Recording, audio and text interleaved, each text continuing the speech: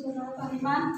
Kenalkan, nama saya Ana Jessica Basundiri. Saya mahasiswa STP Aceh. Saya akan menyampaikan khotbah saya yang berjudul Pengorbanan Allah di dalam Yesus Kristus, yang diambil dalam Yohanes 3 ayat 16. Karena begitu besar kasih Allah akan dunia ini sehingga Ia telah mengangkat Anak yang tunggal supaya setiap orang yang binasa tidak beroleh hidup yang kekal.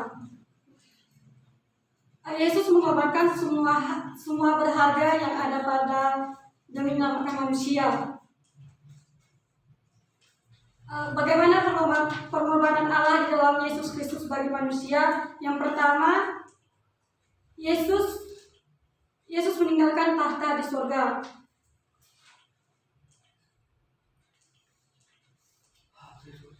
Pada mulanya adalah firman itu bersama-sama dengan Allah, dan firman itu adalah Allah.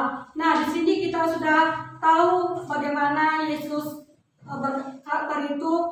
Ia adalah Yesus. Di sini kita menganggap Yesus adalah juru selamat. Maka dari situlah kita harus bisa tidak melupakan Tuhan supaya setiap firman itu di dalam kita.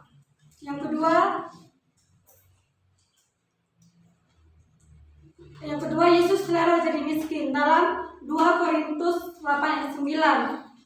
Karena kamu telah mengenal kasih karunia Tuhan kita Yesus Kristus, bahwa Ia yang oleh karena kamu menjadi miskin sekalipun Ia kaya, supaya kamu menjadi kaya oleh karena kemiskinannya. Nah, di sini kita tahu bagaimana Yesus pengorbanannya itu. Dia rela menjadi miskin supaya kita itu menjadi kaya. Kalau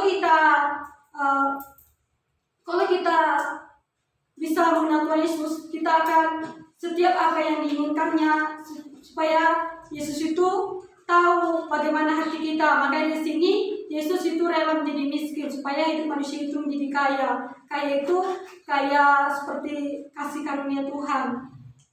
Yang ketiga, Yesus rela dihina dan dianiaya dalam Markus 14 ayat 65. Lalu mulailah beberapa orang meludahi dia dan menutupi mukanya dan meninjunya sambil berkata, "Hai Nabi, cobalah kekal." Malah para pegawai pun memukul dia. Nah, di sini kita sudah tahu bagaimana pengorbanan Tuhan Yesus. Dia rela diludahi orang dan menutupi mukanya dan meninju-ninju.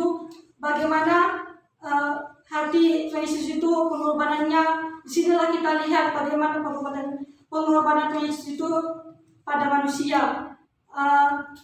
Terkadang manusia itu tidak bisa meresapi pengorbanan Yesus itu. Mari sini menghormat Tuhan. Disinilah kita akan mengetahui bagaimana pengorbanan Tuhan Yesus itu. Maka dari situlah kita tahu bagaimana penderitaan Tuhan Yesus di kayu salib. Maka dari situ kita bisa mengetahui bagaimana pengorbanannya. Yang keempat,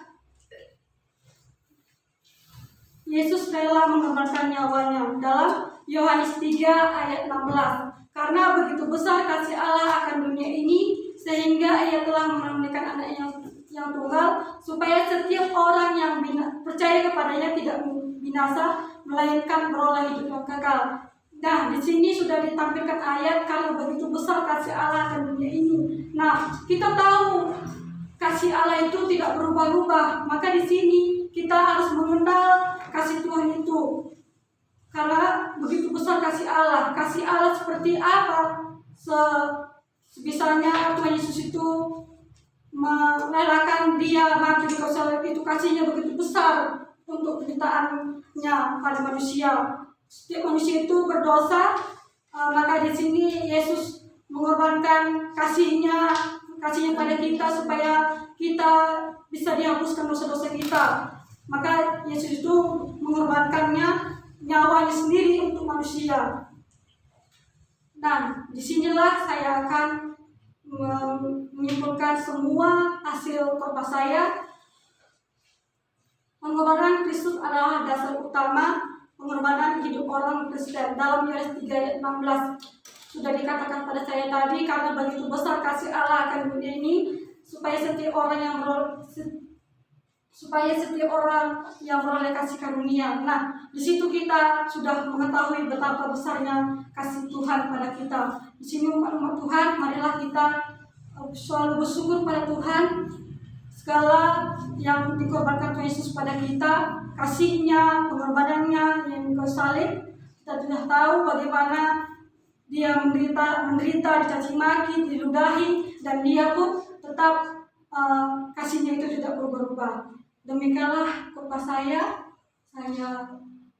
lanjutkan dengan terima kasih. Salam.